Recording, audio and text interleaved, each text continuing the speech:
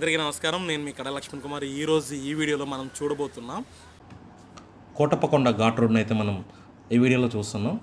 గతంలోనే నేను కోటప్పకొండ పైన ఏ విధంగా ఉంటుంది అనేది అంతా కూడా వీడియో తీసి అయితే పెట్టడం జరిగింది.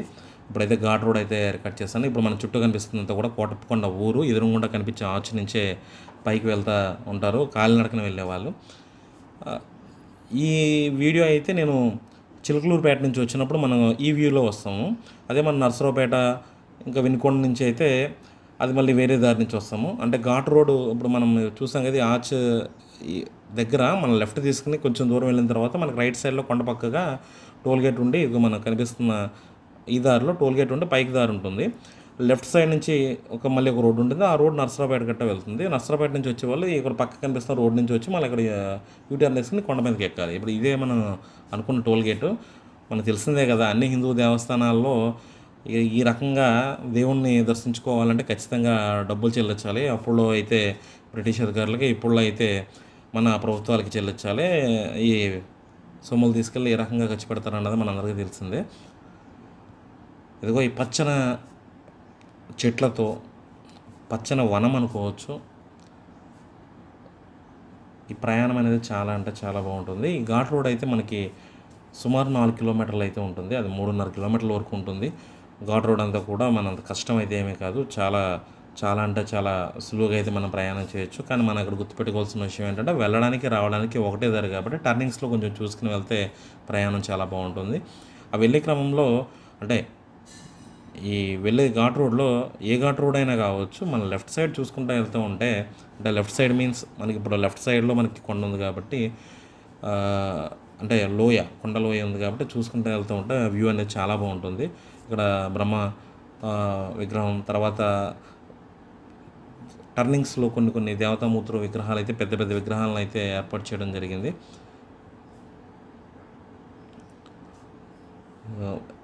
కానీ ప్రయాణం అయితే చాలా బాగుంటుంది. ఇక్కడ ఈ కొండని ఇటు నుంచి చూస్తున్న 3 శిఖరాలు కనిపిస్తాయని చెప్పని బ్రహ్మ, విష్ణు, రుద్ర రూపాలుగా అయితే భావిస్తారని చెప్పి నేను గతం వీడియోలో చెప్పాను నేను. అందుకనే ఆ విగ్రహాలు కూడా బ్రహ్మ విగ్రహం, విష్ణు విగ్రహం, అదేవిధంగా శివుడు విగ్రహం కూడా ఉంటుంది. ఈ టోల్ గేట్లో అయితే ఈ ఘాట్ రోడ్లో అయితే మనకి మార్గ మధ్యంలో ఒక పార్క్ కూడా ఉంటుంది చిన్నపిల్లలు ఆడుకుంటాకి. అంటే ఇది ఎక్కువ టైం కేటాయించుకుని వెళ్తే ఆ పార్క్లో గట్రా టైం స్పెండ్ చేయడానికి బాగుంటుంది. ఎందుకంటే మనం తక్కువ టైం వెళ్తే దర్శనంకి అంత చాలామంది ఏమనుకుంటారంటే కోటప్పకొండ అనుకున్నప్పుడు దర్శనంకి వెళ్ళామా వచ్చామా అన్న ఇదిలోనే ఉంటారు. ఇప్పుడు మనం ప్రయాణం చేస్తున్న ఘాట్ రోడ్ అంతా కూడా చాలా సాఫీగా చాలా బాగుంది. ప్రయాణం కూడా చాలా వేగంగా సాగుతుంది. కానీ మనం ఎక్కడైనా కొంచెం పార్కింగ్ స్పేస్ దొరికినప్పుడు అక్కడ వెహికల్ ఆపి ఆ పక్కన మనం ఆ వ్యూ చూస్తే చాలా అంటే చాలా అద్భుతంగా ఉంటుంది. అదేవిధంగా మనకి ఇప్పుడు కూడా కొండ ఎక్కేటప్పుడు వ్యూ ఒక రకంగా ఉంటుంది, కొండ దిగేటప్పుడు వ్యూ ఒక రకంగా ఉంటుంది. అందుకని నేను దిగి వీడియో కూడా రికార్డ్ చేయడం అయితే జరిగింది. అది కూడా నేను అప్లోడ్ చేయడం అయితే జరుగుతుంది. చాలామంది అనుకుంటూ ఉంటారు కోటప్పకొండ అంటే అది ఎక్కడో అని చెప్పని అనుకుంటూ ఉంటారు. ఈరోజు గూగుల్ వచ్చింది కాబట్టి అందరికీ అది దగ్గర అయిపోయింది. విజయవాడ నుంచి కేవలం 100 కిలోమీటర్లు ఉంటుంది, మహా అయితే 10 కిలోమీటర్లు అటు ఇట్లో. మనకి హైవేలో వెళ్ళి చిలకలూరుపేట దగ్గర నుంచి మనం రైట్ తీసుకుంటే మనం కోటప్పకొండకి అయితే వెళ్ళొచ్చు. అంటే చిలకలూరుపేటలో మళ్ళీ 2 దారులు ఉంటాయి. ఒకటి నర్సరావుపేట వెళ్ళేది, మళ్ళీ కోటప్పకొండ వెళ్ళేది. కోటప్పకొండ వెళ్ళే రోడ్ అయితే విజయవాడ నుంచి వచ్చే వాళ్ళకి రైట్ సైడ్లో సెకండ్ తగులుతుందన్నమాట. ఫస్ట్ నర్సరావుపేట వెళ్ళి తగులుతుంది, తర్వాత కోటప్పకొండ వెళ్ళే రోడ్ తగులుతుంది. ఇక నేను అన్నా కదా పార్క్ లాంటిది ఉంటుందని, ఇక్కడ ఇదంతా కూడా పార్క్ ఏరియా ఉంటుందన్నమాట. మిడిల్లో కొండ మిడిల్లో అయితే పార్క్ లాంటి ఏరియాతో ఉంటుంది. లెఫ్ట్ సైడ్లోనూ అండ్ రైట్ సైడ్లో కూడా. ఇది మనకి చిన్నపిల్లలతో తీసుకుని వెళ్ళే వాళ్ళకైతే చాలా అంటే చాలా బాగుంటుంది. నేను వెళ్ళేటప్పుడు కావచ్చు, వచ్చేటప్పుడు కావచ్చు, నేనైతే ఆగలేదు. ఎందుకంటే మేము శ్రీశైలం ప్రయాణంలో ఉన్నాం.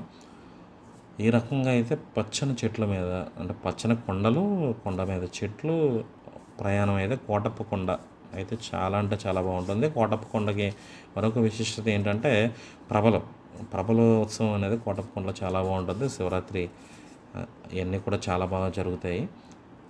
ఆ కొండ మీద నుంచి వ్యూ కూడా, అంటే దేవుడు గొప్పవాడు అక్కడ, కానీ అక్కడ మనం వెళ్ళిన తర్వాత మనం చూస్తూ ఉంటే వ్యూ అనేది కూడా చాలా అంటే చాలా బాగుంటుంది.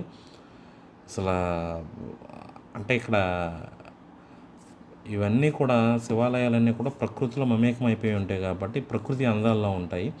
మనం స్వామివారి దర్శనంతో పాటు కొంచెం సమయం కుదుర్చుకొని ఆ ప్రకృతిని ఆస్వాదించినట్లయితే మన ప్రయాణం ఏదైతే ఉంటుందో అదంతా కూడా చాలా అపురూపంగా అద్భుతంగా ఉంటుంది. చాలామంది ఏం చేస్తారంటే కంగారుగా వెళ్ళి కంగారుగా వస్తూ ఉంటారు. కానీ ఇటువంటి ప్రదేశాలకు వెళ్ళినప్పుడు అక్కడ కొంచెం టైం కేటాయించడానికి అయితే ప్రయత్నించాలి. అప్పుడు మనం పైకి వెళ్ళిన తర్వాత ఆ ప్రకృతి అందాలను చూసి ఆనందించడానికి అవకాశం ఉంటుంది. ఈ కొండ మీద నుంచి మనం మేఘం అంటే వర్షం పడే సమయాల్లో మనం వెళ్ళినట్లయితే ఆ మేఘాలు ఇవన్నీ కూడా చాలా అంటే చాలా అద్భుతంగా ఉంటుంది పైన అంతా కూడాని. మనం పైనుంచి కింద ప్రాంతాన్ని చూస్తున్నప్పుడు అది ఒక మాటలు నేను అంటే ఒక సింపుల్గా బాగుంది అని అయితే చెప్పలేము. చాలా అంటే చాలా చాలా బాగుంటుంది. ఈ కోటప్పకొండ వీడియో మీకు నచ్చుతుందని అయితే నేను ఆశిస్తున్నాను. అదేవిధంగా మనం రోడ్డు మీద వెళ్ళేటప్పుడు బైక్ మీద వెళ్తే హెల్మెట్, అదేవిధంగా కారు మీద వెళ్తే సీట్ బెల్ట్ ఇవన్నీ కూడా మనం ఖచ్చితంగా ధరించి ప్రయాణం చేస్తే క్షేమంగా గమ్యం చేరుకుంటాం. అదేవిధంగా రోడ్డుకి ఇరువైపులా ఉన్న సూచన బోర్డులు అంటే ఇక్కడ ఇది ఉంది, ఇక్కడ టర్నింగ్ ఉందని చెప్పని ఏవైతే మనకి తెలియజేసే బోర్డులు ఏవైతే ఉంటాయో వాటిని కూడా ఫాలో అయితే ప్రయాణం చేస్తే మనం క్షేమంగా గమ్యం చేరుకోవడానికి అవకాశం ఉంటుంది. కాబట్టి మనం అందరం కూడా రోడ్డు భద్రత పాటిద్దాం, ఆనందంగా జీవిద్దాం. ఇప్పుడైతే మనం కొండ మీదకి అయితే చేరుకున్నాము. రైట్ సైడ్లో వినాయకుడి విగ్రహం కనిపిస్తుంది. ఇదిగోండి ఎంట్రన్స్ ఆర్చ్. ఇక్కడ పైకి వచ్చిన తర్వాత లెఫ్ట్ సైడ్లో చెట్టు కింద కనిపిస్తుంది కదా, అది దక్షిణామూర్తి విగ్రహం. ఈ విగ్రహాలన్నీ కూడా చాలా అంటే చాలా అపురూపంగా బాగుంటాయి. తర్వాత మనకు దూరంగా కనిపిస్తున్న కాంప్లెక్స్ ఏదైతే ఉందో ఆ కాంప్లెక్స్ అంటే విజయవాడలో మనకు మహామండపం ఉంది కదా అటువంటిది. ఈ కాంప్లెక్స్ నుంచి లిఫ్ట్ మధ్యలో కనిపిస్తుంది కదా, శివుడి బ్యానర్ ఒకటి పెట్టారు. అక్కడ నుంచి లిఫ్ట్ అయితే ఉంటుంది. కాళ్ళు నొప్పులు అలాంటి ఉన్న వాళ్ళైతే చాలా సులువుగా అయితే లిఫ్ట్లో అయితే మనం పైకి చేరుకోవచ్చు. ఎందుకంటే ఇక్కడ గుడి మెట్లు కొంచెం నెట్ట నిలువుగా ఉన్నట్టు ఉంటుంది. కాబట్టి పెద్దలు ఎక్కలేని వాళ్ళు ఎవరైతే ఉంటారో వాళ్ళైతే ఆ లిఫ్ట్ గుండా అయితే చేరుకోవచ్చు. ఇదంతా కూడా పైన పార్కింగ్ ఏరియా. నేనైతే ముందు దాకా వెళ్ళడానికైతే ఏం లేదు. ఇక్కడ టర్నింగ్ తిప్పి జస్ట్ దక్షిణామూర్తి విగ్రహం వరకు వెళ్దామని చెప్పని వెళ్తున్నాను. ఈ వీడియో మీకు నచ్చుతుందని అయితే నేను ఆశిస్తున్నాను. రోడ్డు భద్రత పాటిద్దాం, ఆనందంగా జీవిద్దాం. ఆ పరమశివుని దయ ఆశీస్సులో ఎప్పుడు కూడా మీ కుటుంబం మీద ఉండాలని మనస్ఫూర్తిగా కోరుకుంటున్నాను. ఓం నమః శివాయ. మరొక మంచి వీడియోతో మళ్ళీ కలుసుకుంటాను. అంతవరకు సెలవు. నేను మీ కళా లక్ష్మణ్ కుమార్.